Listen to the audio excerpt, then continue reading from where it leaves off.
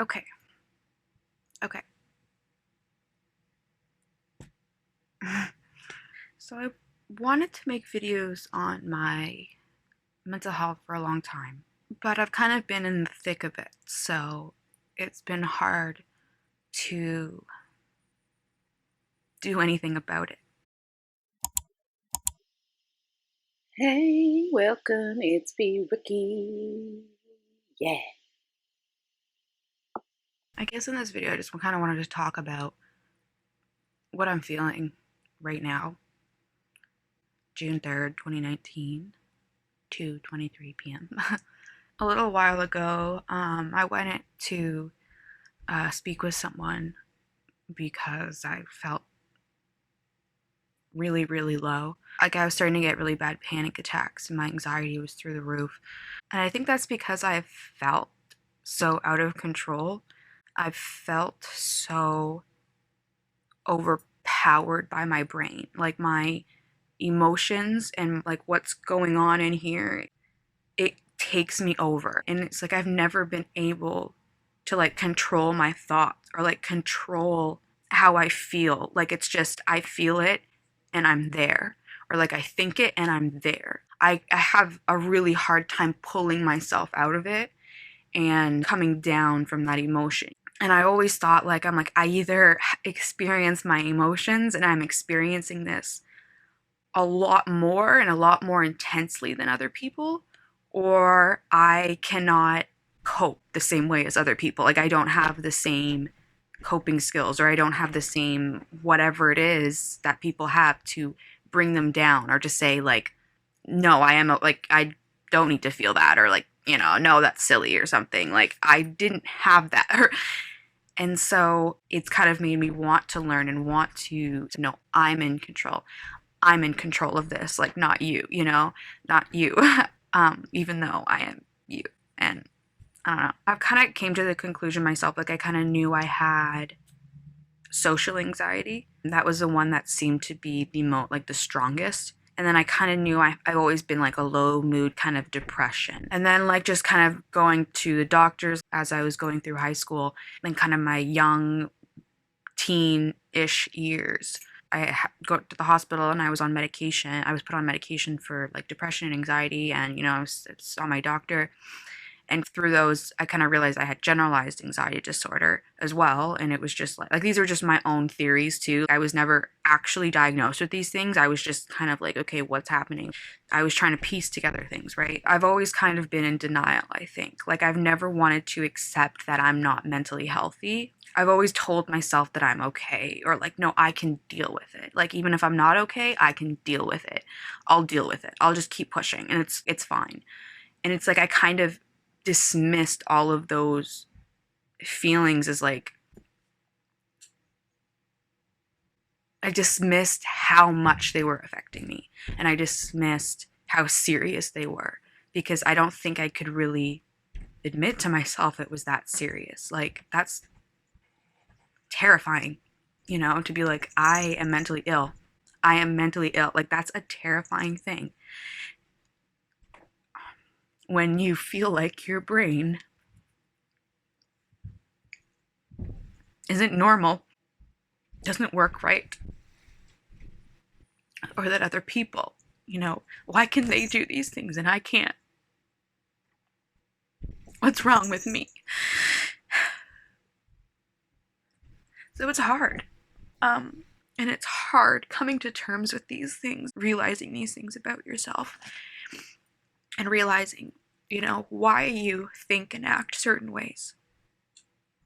Anyways, I was really, really low a few months ago. Well, I mean, all this year, but a few months ago, I need to see somebody, like, need to. So I went into like the walk-in clinic at my school and saw a social worker and basically just word vomited everything, bawled my eyes out, was a complete mess.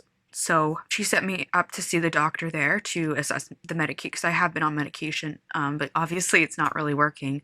So she set me up with the doctor to review my medication and also up with an ongoing social worker to continue to talk about these things. And so when I went to see the doctor, I actually had this theory that, I mean, I'm still not completely sure about this.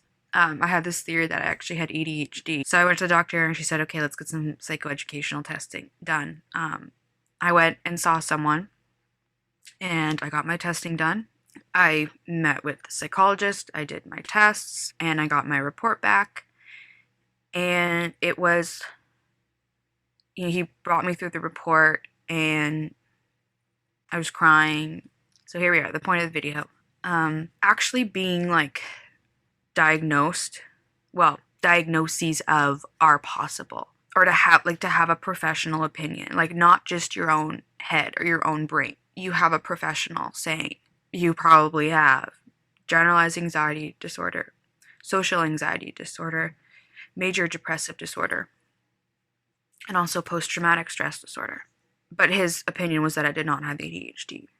So hearing these kind of or potential diagnoses, whatever, opinions from a psychologist is hard. Because on one hand, it's kind of relieving because it's like, okay, like there's a reason, there is a reason for this. Like this is a thing. It's not just me being weird and crazy and like I don't like those terms. I don't agree with those kinds of like terms and labels, whatever. But like, you feel like you're crazy. You feel like you're alone. You feel like no one else is going through this. Why am I so different? And so when you kind of have a diagnosis or a possible diagnosis, it does help a little bit with like, okay, this is a thing. I'm not alone or I'm not crazy. I'm not making this up in my head like other people.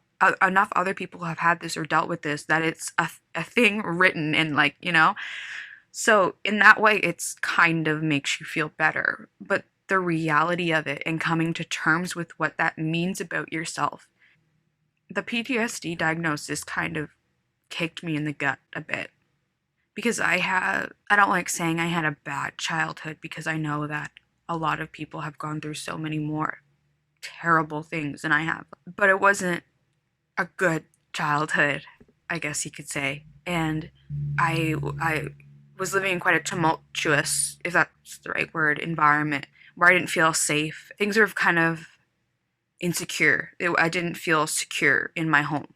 And so that affected me a lot more than I thought it did. I think I've kind of been in denial of how much that affected me. Because I've kind of known, like, I've known, like, it kind of fucked me up. Like, I think about it all the time. This is like,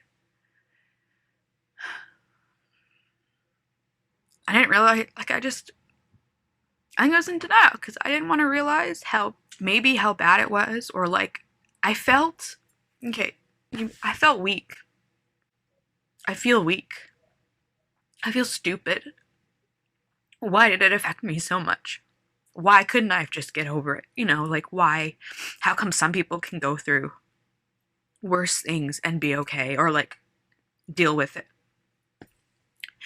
And so there's a lot of shame that kind of came with that I didn't really realize that I felt until recently. And just, I wasn't accepting the reality. I wasn't accepting the reality of what it was and how bad it was.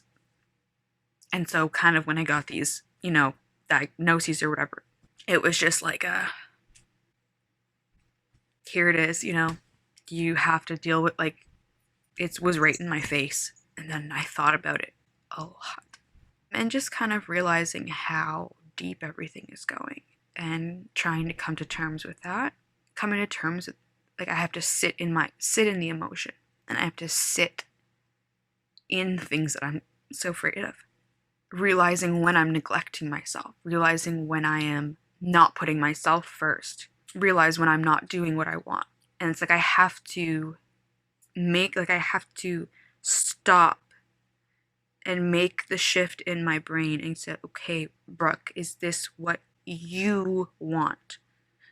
Or is this what someone else wants? Like, are you trying to people please? Are you trying to avoid criticism? Are you trying to avoid rejection? Are you trying to avoid pain? Is this what you want? And it's like I have to stop and make myself think that, because it's been so automatic.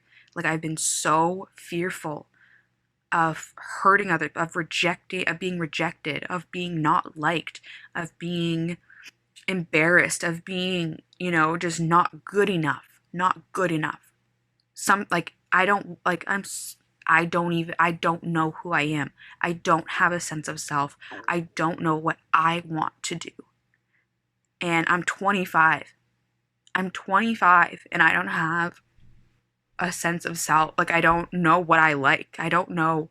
And it's like, I feel like I have to explore all of those things and go back to, like, what did I like when I was a kid? What did I do when I was a kid that I enjoyed? Or what brought me joy? It's like I have to think back to all those things and, like, figure out what I like and figure out who I am now. And I'm kind of scared. I'm really scared to have a brain that fights back at you every single day, that tells you things that aren't true, that has you feeling emotions that you don't know why you feel them. You think you shouldn't feel them. You understand that the situation, but you still feel the emotion. It's not wrong, and you're not wrong. And that's just the way that it is. You even shouldn't feel any shame that you're there. Because I'm here, and you're not alone. And it's like I feel alone, but I know I'm not alone. And that's the illness. It makes you feel very, very alone. And so I'm kind of making myself do this because I know I'm not alone. And I know that there are other people going through this. I know there are other people experiencing this. And I want to be just oh yeah, she's going through it too. I don't know. I don't know. I don't know. I don't know what I want from this or what I'm really trying to do. I think I just want to share. I want to share in hopes of having someone get any type of positivity or light from it. And that's why. Because I know the light and the positivity that I have felt from watching other people's videos and the connection that I and things that I have realized. So, yeah, I'm going to stop rambling. Thanks for listening. If you're still here, wow, thank you for listening. Please leave comments or anything on your experiences, what you've had, your feelings of anything and everything. I think sharing is one of the most beautiful things that we could do to help us and to help others. It's the last thing I want to do, is open up and share, but at the same time, it's all I want to do. So, thank you for listening. Please share your experiences if you're comfortable. And I don't know, let's feel like crap together. And just know we're not alone. And we'll work through it together. We'll get there. There's a light at the end. Even if you can't see it. There is. If I know that much about mental health, is I know it's not like this forever. Even if it feels like it is. There is hope. There is. So that is all.